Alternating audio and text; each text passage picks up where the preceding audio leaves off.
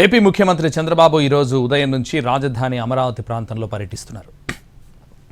ఉదయం ఇంటి నుంచి బయలుదేరగానే ప్రజావేదిక వద్దకు వెళ్లిన చంద్రబాబు శిథిలాల మధ్యలోకి వెళ్లి వాటిని పరిశీలించారు. జగన్ హయాంలో ప్రజాభవన్ కూల్చాక శిథిలాలను అలాగే ఉంచారు.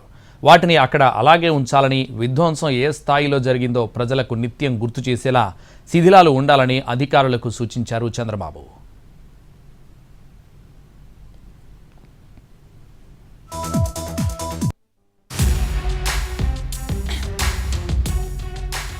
ఆ తర్వాత అక్కడి నుండి ఉద్దండరాయునిపాలెంలో అమరావతి రాజధానికి శంకుస్థాపన చేసిన ప్రాంతానికి వెళ్లారు.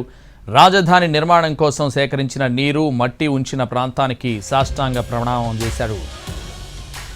కొబ్బరికాయ కొట్టి పూజలు చేశారు. రాజధాని నిర్మాణ శంకుస్థాపన శిలాఫలకాన్ని, అప్పుడు చేసిన యాగశాలను సందర్శించారు. అమరావతిలో పర్యటిస్తున్న చంద్రబాబుకు మహిళలు హారతులు పట్టారు. గత 5 ఏళ్లుగా రాజధాని కోసం పూజలు చేస్తూనే ఉన్నామని మహిళలు చంద్రబాబుతో అన్నారు.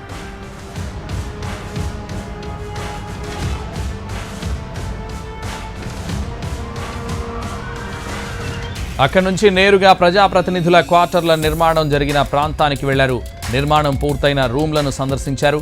రాజధాని నిర్మాణ పనుల వాస్తవ పరిస్థితి తనకు తెలియాలని, ప్రత్యేకంగా ఏర్పాట్లేమీ చేయొద్దని అధికారులకు చెప్పారు. దీంతో ప్రత్యేకంగా ఎలాంటి ఏర్పాట్లు చేయలేదని అధికారులు చంద్రబాబుకు తెలిపారు.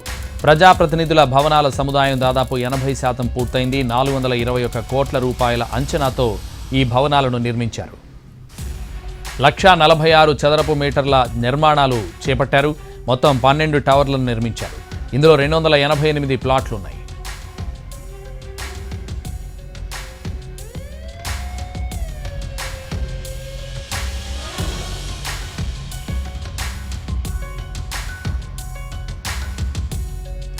వీటితో పాటు రాజధాని ప్రాంతంలో ఐఏఎస్, ఐపీఎస్ అధికారుల కోసం నిర్మించిన భవన సముదాయాన్ని కూడా చంద్రబాబు పరిశీలించారు.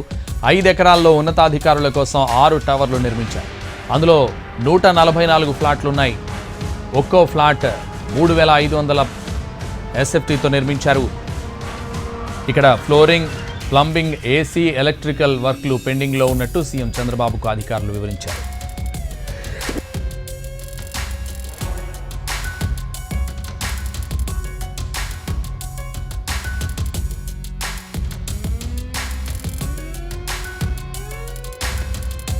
ఆ తర్వాత ఐకానిక్, సెక్రటేరియట్, అసెంబ్లీల నిర్మాణ ప్రాంతాలను చంద్రబాబు పరిశీలించారు. ఈ రెండింటి నిర్మాణ ప్రాంతమంతా నీట మునిగి కనిపించింది.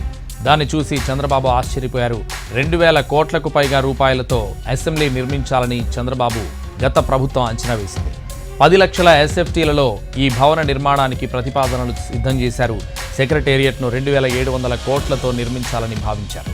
అయితే ఆ ప్రాంతం ఇప్పుడు నీటిలో కనిపించడంతో ఆశ్చర్యపోయారు. ఆ తర్వాత జడ్జీల బంగ్లాలను సీఎం పరిశీలించారు. రాజధాని ప్రాంతంలో న్యాయమూర్తుల కోసం 24 ఎకరాల్లో 2 లక్షల ఎస్ఎఫ్టీల్లో 36 బంగ్లాల నిర్మాణానికి అంచనా వేశారు. వాటి తాజా పరిస్థితిని చంద్రబాబు పరిశీలించారు.